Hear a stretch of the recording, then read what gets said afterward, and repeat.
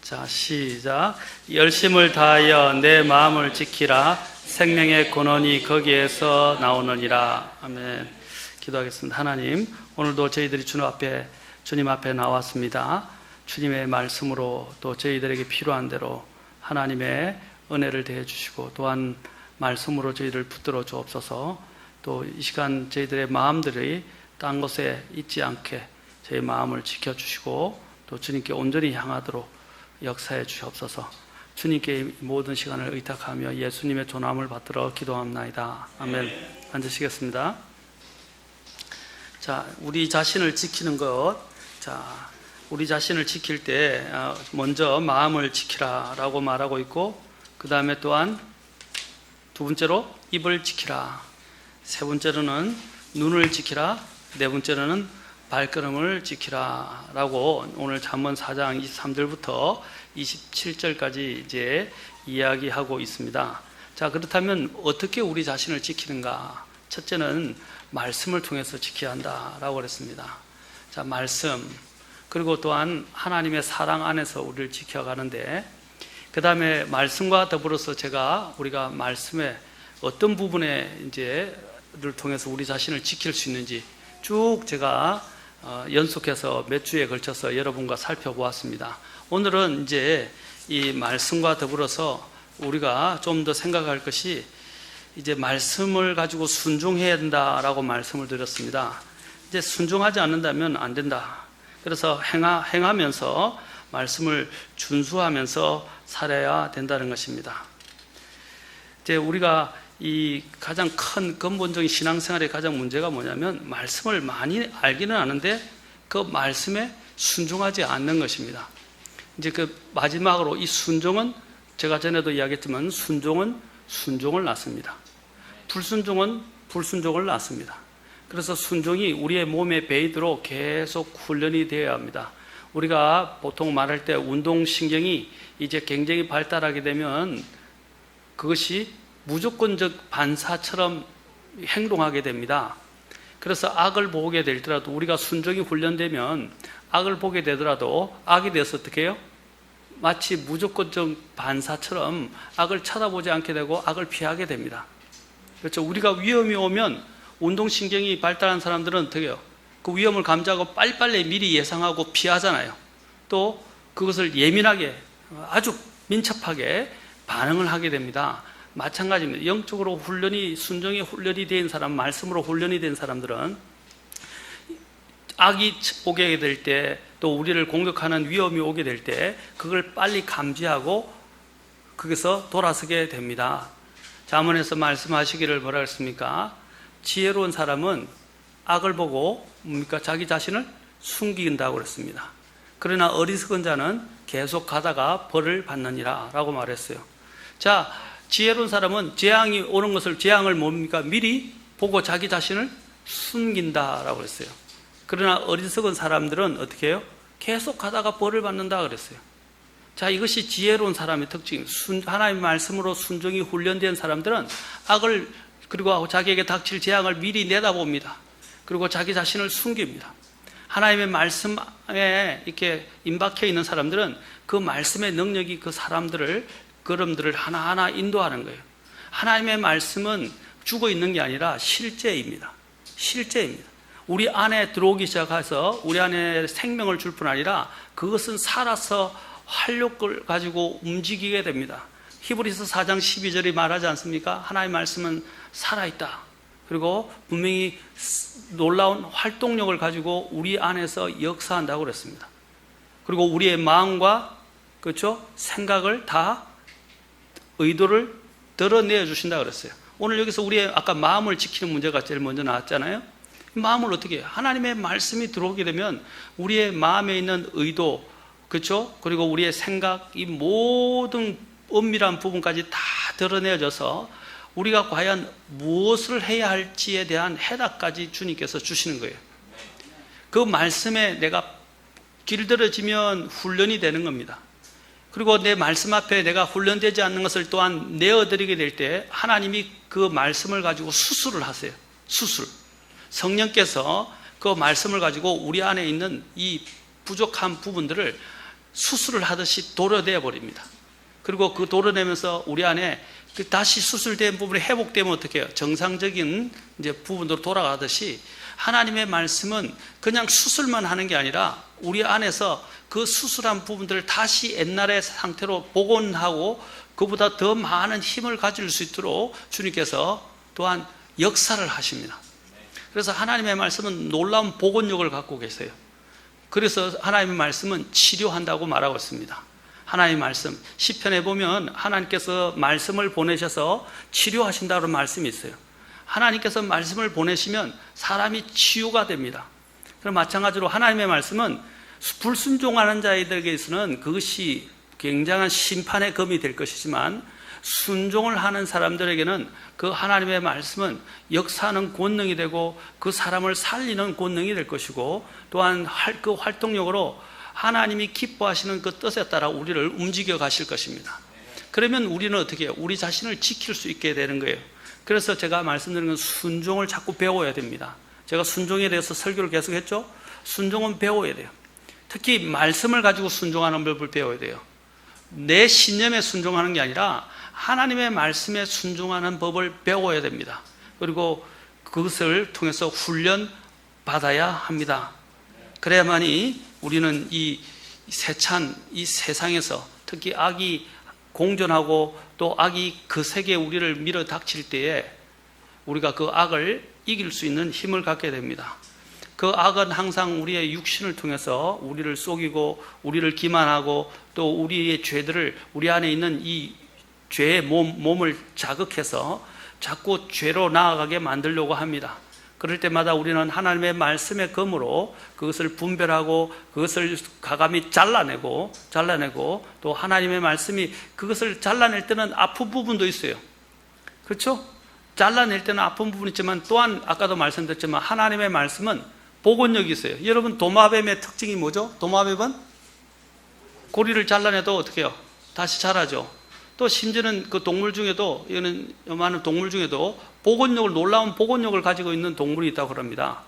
마찬가지로 하나님의 말씀은 우리가 순종하고 주님 앞에 나갈 때 우리가 말씀 때문에 말씀을 순종하다가 다치게 됐을 때 또한 순종을 하기 위해서 또 여러 가지 우리 안에 있는 잘못된 부분들을 잘라냈을 때 그냥 잘라내진 거기서 그냥 끝나는 게 아니라 하나님의 말씀은 잘라내게 할 뿐 아니라 치료도 하고 또한 복원을 하고 또 우리에게 또한 더 새로운 생명을 주어서 더 하나님 앞에 나아갈 수 있도록 만들어준단 말입니다. 그래서 우리는 순종하는 법을 배워야 돼요. 하나님 말씀을 가지고 이제 오늘은 두 번째로는 그래서 이 말씀을 가지고 사는 방법 중에서 말씀을 증거하라 그랬어요. 그리고 말씀을 입술로 증거하고 우리의 삶을 통해서 증거해야 한다고 그랬습니다. 증언해야 한다고 그랬습니다. 입술로 증언을 해야 한다. 그렇죠? 입으로 시인하여 구원을 얻는다. 이 말은 뭐냐면 두 가지 측면에서 생각할 수 있어요. 하나는 뭐냐면 실제로 예수님을 영접할 때 실제로 자신이 인격적으로 예수님을 고백해야 합니다. 그렇죠? 고백해야 돼요. 또 하나는 뭡니까? 내가 생활 가운데서 내가 입으로 말한 것들이 내 자신을 지켜준다고 했습니다. 저는 저 말씀드렸죠. 술을 먹는 사람이나 담배를 피는 사람들이 어떻게 해요? 직접 사람들 앞에서 난 이제 술 안 먹는다. 술을 먹으면 내가 얼마를 내겠다. 그렇죠? 벌금을 내겠다. 또 사람들 앞에 이렇게 장을 지지겠다까지 이야기했는데 장 지지겠다고 해놓고 장 안 지진 사람도 정치가에 있죠. 그렇죠? 그렇게 이야기하는 것이 사실은 자기 자신을 강화하기 위한 것입니다. 여러분들이 기도할 때도, 여러분 초청 기도할 때도 앞에 나오잖아요. 강단에 나오는 이유가 뭐예요? 그냥 앉아서 기도하는 거하고요. 하나님의 이 강단 제단에 나와서 결단해서 기도하는 것은 차이가 있어요. 그렇죠? 또 내가 스스로 혼자 이렇게 결단하는 거하고 결심하는 거하고 많은 사람들 앞에서 공언해서 결단하는 것은 차이가 있어요. 그래서 입술에 이렇게 증언이라는 것은 직접 내가 입술로 말하고 증언하고 또 간증을 나누고 증언하는 것들은 그거 만약에 그것을 했는데도 안 지키면 어떻게 해요? 그 사람은 거짓말쟁이로 드러나는 거예요. 그렇잖아요? 하나님께서도 서원과 관련해서 말씀하실 때 서원을 차라리 안 하든지 서원을 하면 지키든지 하라고 말씀하셨어요. 입술의 힘은 굉장히 큽니다. 여러분들이 하나님의 일들에 관해서는요, 공언하는 것도 필요해요. 사람들 앞에서 공언하고 간증하고 또 자신이 그것의 결단들을 표명하는 것도 필요해요. 근데 오늘날 문제가 뭐냐면, 제가 가슴이 굉장히 아픈 것 중에 하나가, 교회에서 간증을 쉽게 하지 마세요. 간증하는 게 나쁘다고 말씀드린 게 아닙니다. 제가 교회에서 보면요, 굉장히 다른 사람한테 자기 믿음이 좋은 것처럼 간증을 너무 많이 해요. 그런데 간증하는데 나중에 되면요, 어려운 때가 되면 간증대로 안 살고요, 나중에 간증 때문에 눌리고, 그 간증 때문에 결국에는 자기 스스로가 부담이 돼서 나중에는 교회를 떠나버려요. 그런 경우를 저는 많이 봤습니다. 여러분, 간증은 막 자질구레한 것들을 다 이야기하는 게 아니에요. 간증은 뭡니까? 하나님을 기억하고 하나님을 찬송하고 하나님께 영광을 돌리는 거예요.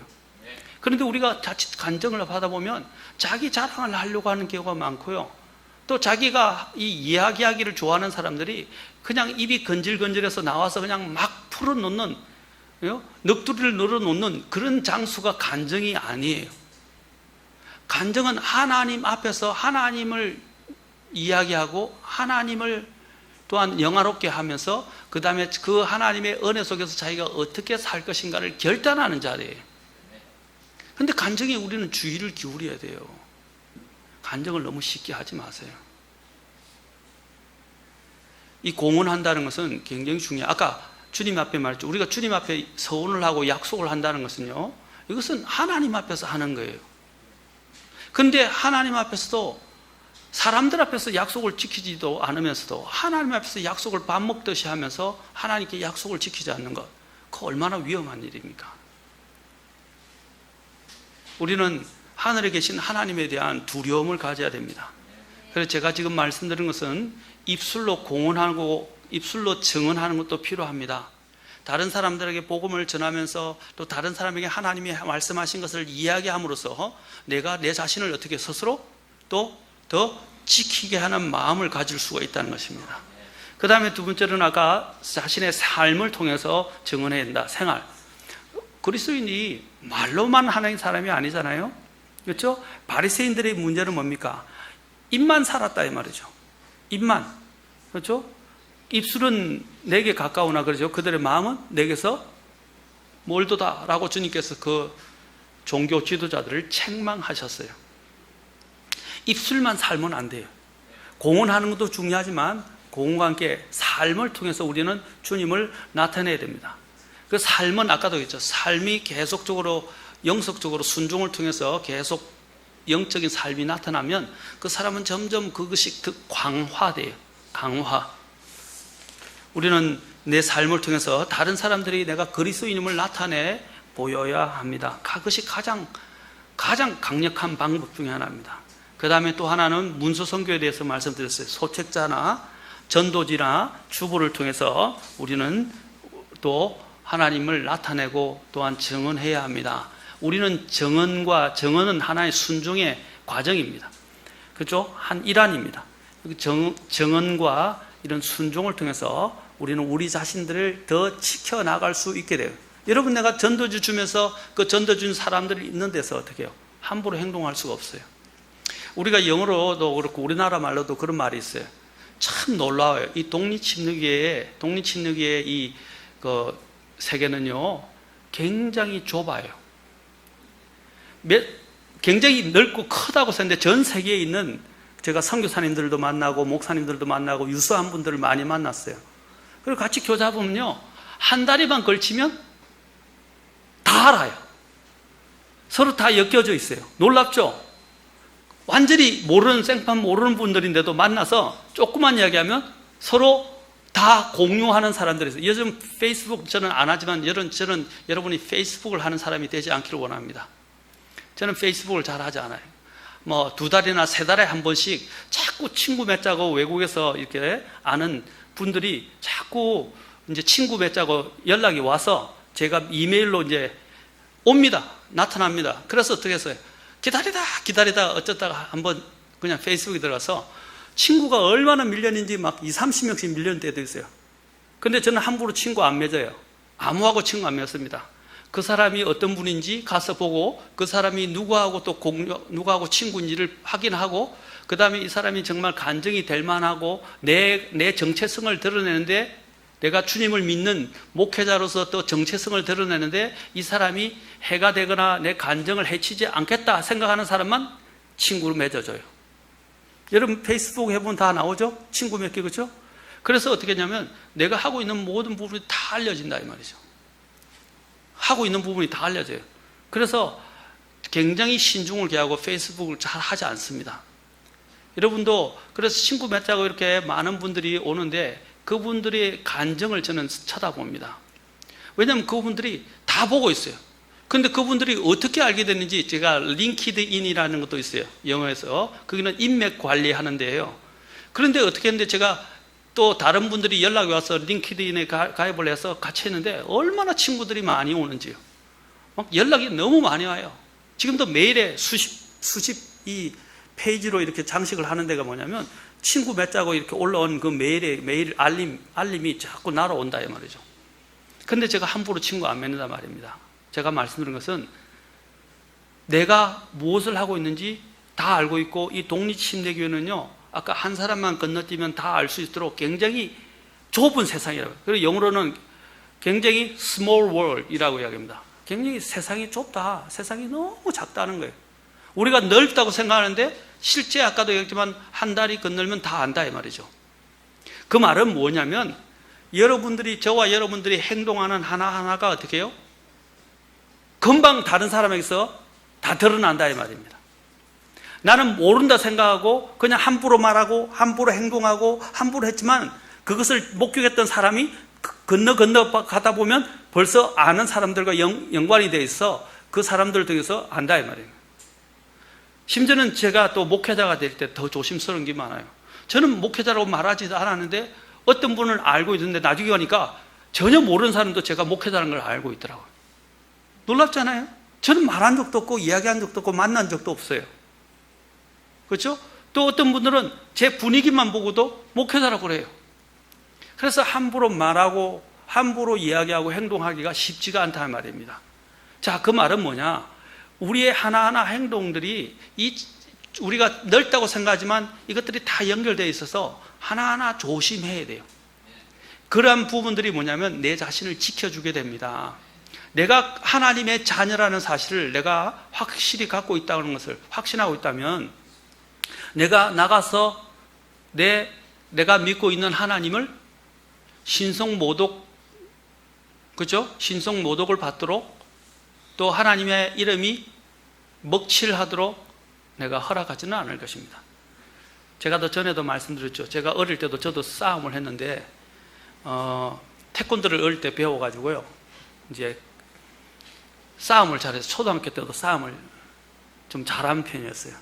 중학교 가서도 싸움을 해서 이제 공부는 잘했었는데 이제 한 친구가 너무 저를 괴롭혀가지고 그 친구하고 이제 싸움이 붙었어요. 그런데 그 선생님한테 발각이 돼서 지금도 생활기록부에 뭐냐면 수업 시간 도중에 싸움을 하고 생활기록부에 남아있어요. 중학교 1학년인가 2학년 때. 그게 이제 평생 가더라고요. 그렇죠? 근데 그때 왜 싸움을 하게 됐냐면 그때가 제가 모범생이었는데 그 친구는 좀 잘 나가는 애였어요. 그런데 그 친구가 뭘 가지고 싸움을 하게 됐냐면 제 부모님을 욕을 하는 거예요. 제가 견딜 수가 없었어요. 부모님 욕하는 것은 도저히 참을 수 없어요. 많은 사람들이 이 감정적으로 폭발하게 되는 경우가 부모님을 욕할 때입니다. 부부 싸움할 때도 여러분 조심해야 될 것이 있어요. 당신 아버지 닮았다. 당신 집안 사람이 왜 다 그 모양이냐. 그런 말은 절대 하면 안 됩니다. 그렇지 않아요? 찔리는 사람들 많을 거예요. 그런 자극을 하면 안 돼요. 그렇죠? 어쨌든 부모님을 욕을 해서 제가 이제 싸움을 하게 되는데 그것이 지금까지 영향을 미치게 되는 거예요. 제가 말씀드리는 요지는 우리의 행동 하나하나가 많은 영향을 줄 수 있다는 것입니다. 그래서 내가 누구인가를 정체성을 나타내라 이 말입니다. 나는 하나님을 믿는 사람이다. 내가 하나님을 믿는 사람으로서 내 하나님 믿는 하나님 아버지를 이름을 먹칠하고 하나님의 이름을 신성 모독하도록, 그냥 그들이 불신자이기 때문에 신성 모독하는 것은 우리가 어떻게 할 수 없지만 우리의 행동 때문에 하나님의 이름을 그들이 신성 모독하도록 우리가 허락해서는 안 됩니다. 그것은 무서운 일이에요. 우리 아이들도 말을 할 때 그리스도인들은 입도 조심해야 돼요. 내가 말하는 것이 저주가 될 수 있고 내가 말하는데도 상황이 이루어질 수 있다는 겁니다. 또 내가 말할 때도 또 하나님의 이름과 관련된 부분들을 언급해서는 안 돼요. 미국의 신실한 크리스찬들은요, 자신들이 어떤 어려움을 당할 때도 그 입에 하나님의 이름을 올리지는 않아요. 그런데 이런 세속적이고 잘못 배운 이런 세속적인 크리스찬들이나 잘못 배운 사람들이 하나님의 이름을 걸먹인단 말입니다. 예를 들면 죄송합니다. 오 마이 갓이라든지 오 마이 지저스라든지, 심지어는 그것을 이상한 말로 표현해서 죄송합니다. 그런 말 하고 싶지 않지만 예수님의 이름을 줄여서 지저스라고 하지 않고 또 지즈라고 이야기를 하고요. 다른 말로 또 하나님의 이름을 또 바꿔서 Gosh라는 말을 씁니다. 그런 말들은 굉장히 이 신성 모독적인 말이에요. 하나님이 뭐라고 하셨어요? 내 이름을 헛되게, 그렇죠? 헛되게 부르지 말라고 그랬어요. 하나님의 이 이름은 헛되게 부를 수 있는 이름이에요. 여러분들이 아버지의 이름을, 어머니 이름을 막 부릅니까? 우리 동양, 한국 사람들이나 이스라엘 사람, 동양 사람들은 노인들이나 부모님을 존중하기 때문에 함부로 그 이름을 부르지 않아요. 그런데 우리가 어떻게 하나님의 이름을 함부로 부릅니까? 우리는 오늘날 이 기독교가 잘못되다 보니까 예수님을 그냥 자기 친구와 자기 하수인인 것처럼 막 예수님의 이름을 불러대고 하나님의 이름을 불러대고, 특히 그 중에서 여호와라는 이름은 더더욱 불러서는 안 돼요. 이스라엘 백성은 여호와라는 이름을 결코 부를 수가 없었어요. 너무 두렵고 너무 눈으로는 보면서 그것이 여호와라는 것을 알고 있었지만 입으로는 도저히 부를 수가 없었기 때문에 어떻게 해요? 그걸 아도나이라고 불렀던 거예요. 그래서 그들은 하나님의 이름을 볼 때 그것이 여호와라는 것을 알고 있으면서도 그것을 부를 수가 없어서 아도나이라고 이름 부를 때는 그렇게 불렀다 이 말입니다. 그게 하나님을 경외하는 거예요.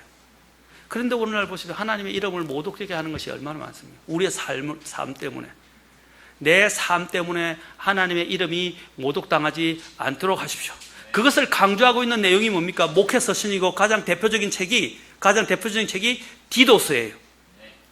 디도서를 여러분 보면, 디도서에 특히 디모데서에 보면 교리가 모독당하고 하나님의 이름이 모독당하는 것과 관련해서 그 모독이 뭐냐면 사람들의 그 사람들과의 관계 속에서 나오는 것을 보게 됩니다. 우리가 다른 사람과의 관계가 잘못되어질 때 그 생활이 내가 이렇게 하나님 앞에 바람직하게 않을 때 그것은 하나님의 이름을 모독되게 한다 이 말입니다. 그런 부분을 가장 많이 강조한 서신이 디도서예요. 디도서. 그래서 디도서를 보면 생활과 관련된 행위, 생활에 관련된 내용이 그 단어가 많이 나옵니다. 그 짧은 3장에 우리의 삶으로 하나님을 우리는 증언해야 하고, 그 증언하는 것이 오히려 또 나를 지켜줍니다.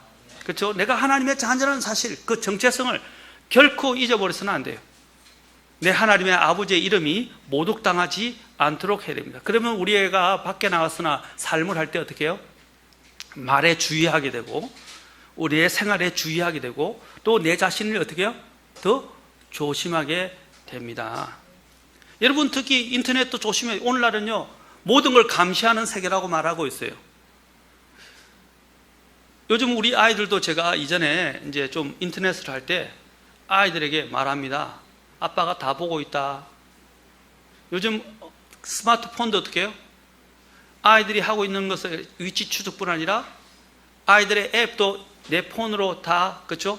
연동해서 어떻게 해요? 시간을 정할 수 있고요. 어떤 앱을 열 수 있고 열지 못하게 하고, 시간을 정해서 그 앱을 열 수 있는 시간을 주고, 컴퓨터도 마찬가지죠. 요즘 그 소프트웨어나 그 다음에 애플리케이션이 다 개발이 되어서 할 수 있어요. 저도 우리 자녀들을 그렇게 했었어요. 근데 그 말은 뭐냐? 다 보고 있다 이 말입니다. 우리 자녀들에게 너희들 엉뚱한 일 하지 마라. 아빠 다 알고 있고 다 보고 있다.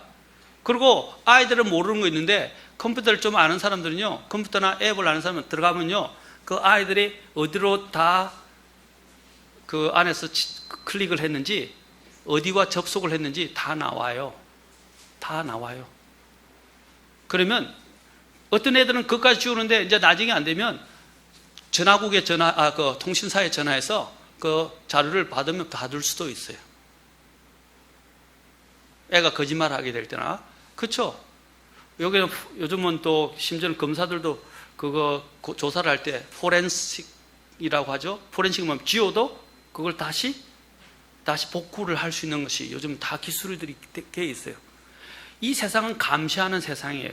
여러분들이 모른다고 생각하지만 요즘은 이 MS라든지 이 세계 글로벌 세계에서 이 엘리트 집들이라는 사람들이, 특히 이걸 빅브라더라고도 부르는데, 이런 사람들이 세계에서 가장 최고의 컴퓨터를, 그죠? 가지고 있는데, 그 컴퓨터는 뭡니까?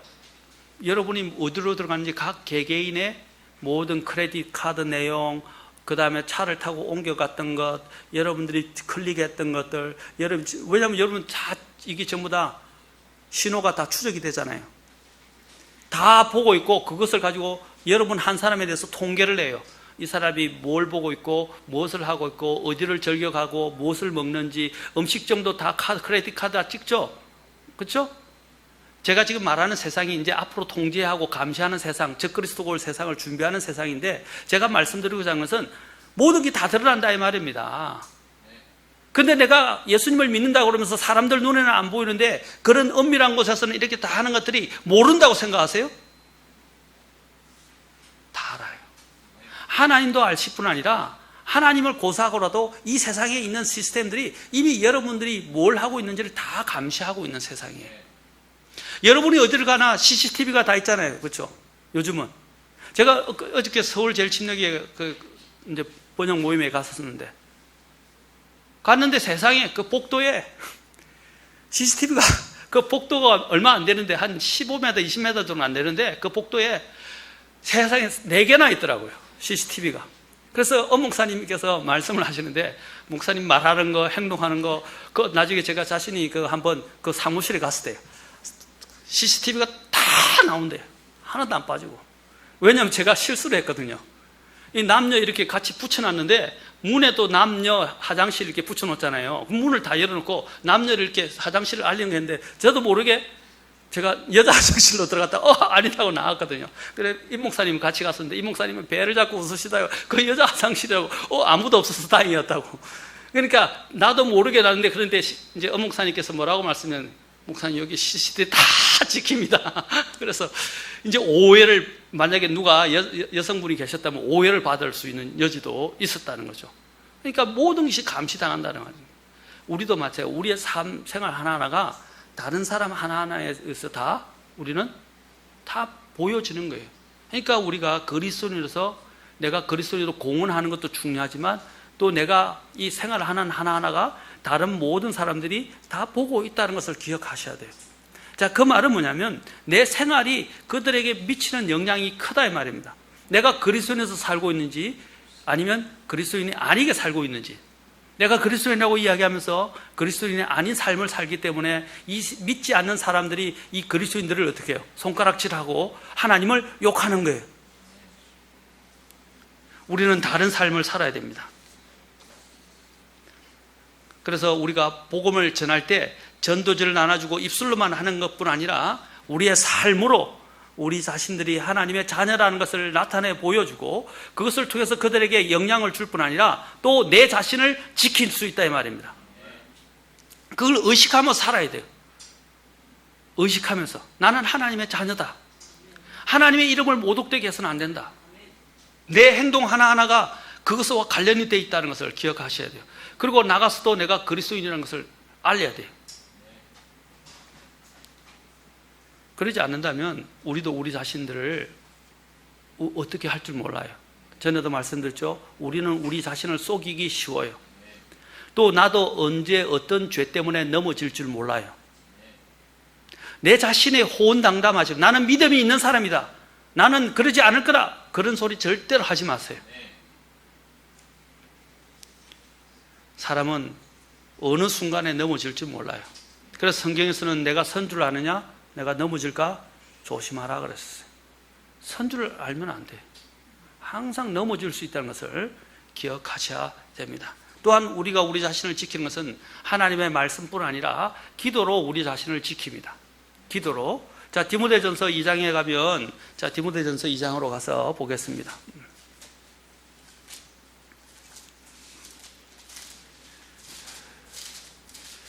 디모데전서 2장. 자,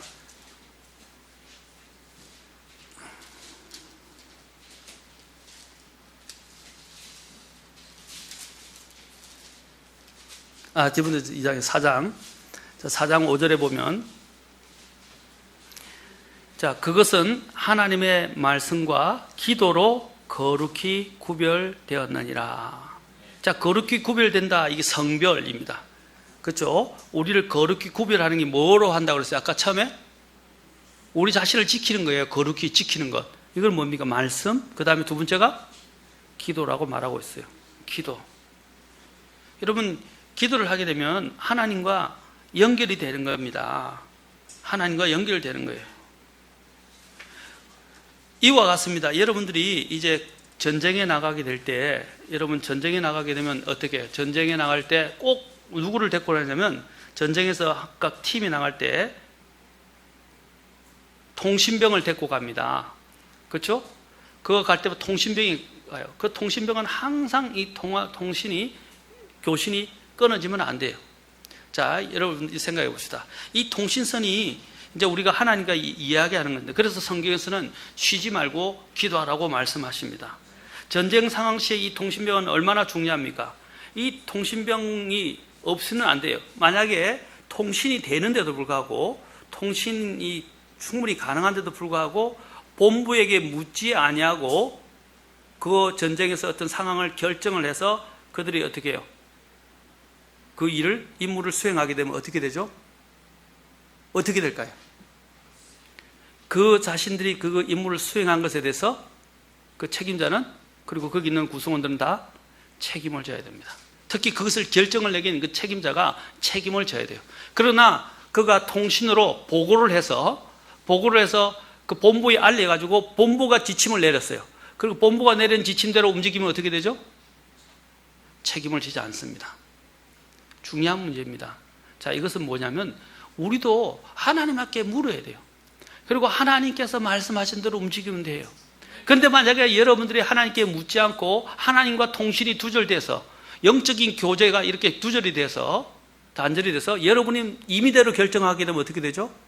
거기에 대해서 여러분이 책임을 져야 돼요. 하나님은 우리에게 자유의지를 주셨어요. 하나님을 택하고 하나님과 함께 할 것인지, 아니면 내 독단적으로 행할 것인지. 아담이 이렇게 범죄하게 된 게 뭡니까? 내 독단적으로 행했다는 것 때문에 그가 하나님과의 교제가 끊어지게 되었지 않습니까? 그리고 거기에 대한 그가 결과를 자신이 얻기에 짊어지게 된 것입니다. 우리도 마찬가지, 기도를 통해서 하나님과 늘 교신해야 합니다. 그 하나님과의 연락이 끊어지게 되면 그것은 굉장히 우리의 영적인 삶에 치명상을 입게 될 것입니다. 여러분, 판단하고 결정하는 것이 쉬운 일이 아니에요. 판단하고 결정한다는 것은요, 굉장히 고통스러운 일이고 고민스러운 일이고 어깨가 무거운 것이에요. 왜? 그것을 내가 그런 책임을 가졌다는 것은 그 모든 결과에 대해서 내가 다 책임을 져야 한다는 것을 말해주는 거예요. 우리 아이들이 부모님 밑에 있는 것들이 어떤 때는 엄마가 잔소리도 많고 아빠가 뭐라 하고 막 싫고 빨리 어른이 되면 좋겠다 생각하죠? 제가 이야기하면 바깥에 나가보세요. 이 세상이 얼마나 험악한지. 이제 세상에서 내가 독단적으로 행동하는 그 모든 행동에 대해서 어떻게 다 결정하고 행동에 대해서 내가 책임을 져야 돼요. 그러나 부모님 사라에서 부모님 하는 것 어떤 때는 마음에 안 들고 이해가 안 되는 것도 있죠. 그러나 그 속에 있던 것이 오히려 여러분이 울타리가 되어주는 거예요. 미성년자가 된다는 건 좋은 거예요. 어떤 때는. 왜? 부모님이 울타리가 되어주기 때문입니다.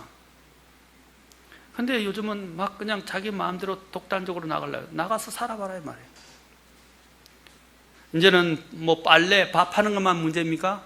이제 전기세 내고 수도세 내고 뭐 관리하고 그 모든 부분에서 스스로가 다 해야 돼요. 이전에는 부모님이 다 해줬잖아요. 이제 각자 해야 됩니다. 그것은 굉장히 큰 위험을 감수해야 될 일이에요. 마찬가지로 하나님과 교신이 끊어지게 되면 안 돼요. 하나님과 교신을 끊는 것이 가장 대표적인 게 뭡니까? 죄와 불순종입니다. 죄와 불순종. 우리의 죄와 불순종이 하나님과 교신이 끊어지게 해서는 안 돼요. 그래서 하나님은 항상 우리가 불순종할 때 하나님은 기도를 듣지 않는다고 하셨어요. 그렇죠? 시편 66편 18절에도 우리가 죄를 마음에 품으면, 이사야서 58장도 말 우리가 죄를 품으면 9장도 마찬가지요. 한번 봅시다 같이. 시편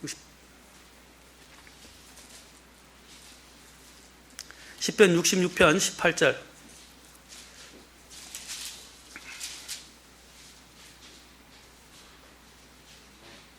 자, 66편 18절에서 자, 같이 한번 66편 18절 찾아서 읽어보겠습니다.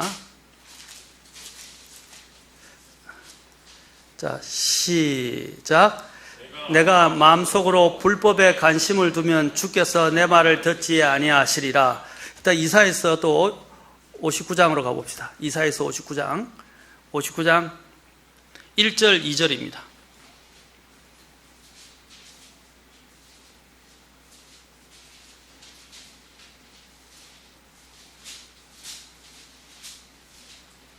자, 이사야서 59장 1, 2절. 자, 같이 읽겠습니다. 시작. 보라, 주의 손이 짧아져서 구원하지 못하는 것도 아니요 그분의 귀가 둔하여서 듣지 못하는 것도 아니라 오직 너희 불법들이 너희와 너희 하나님 사이를 갈라놓았고 너희 죄들이 그분의 얼굴을 너희에게 숨겼으므로 그분께서 듣지 아니하시리라. 무엇이 우리 사이와 하나님 사이를 갈라놨다고요? 예, 불법, 죄와 불법이에요. 불순종이에요. 하나님과 교신이 죄와 불순종으로 끊어진다 이 말입니다. 자, 그런데 놀라운 건 뭐냐면 하나님이 아직도 그래도 하나님이 선을 끊은 건 아니에요. 교신이 끊어진 거예요. 그렇죠? 회개하는 사람들에게 어떻게 해요? 주님이 다시 교신을 주님이 열어주시고 우리가 기도로 하나님 앞에 전화를 걸 때, 그렇죠? 통신을 요청할 때 주님은 열어주시고 응답하신다 이 말이에요. 그래서 기도의 끈을 놓치지 말라 이 말. 기도로 주님과 연결하라 이 말. 우리의 죄와 불순종이 하나님과의 이 관계 교신을 끊게 하지 말라 이 말입니다. 우리가 이 기도가 왜 필요합니까? 하나님과 교신이 돼야 내 자신을 지킬 수 있어요.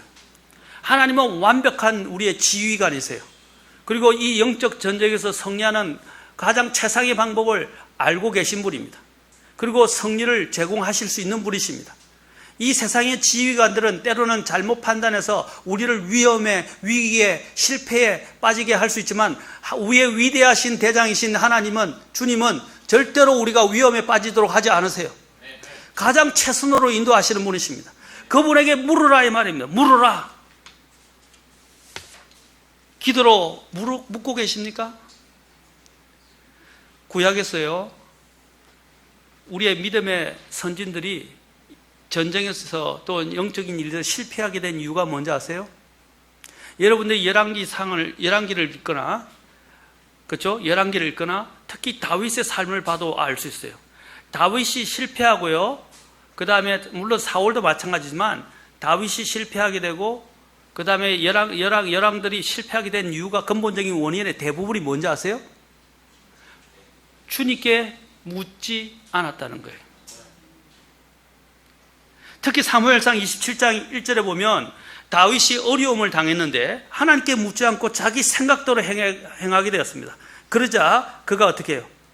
결국 실패하게 되었습니다.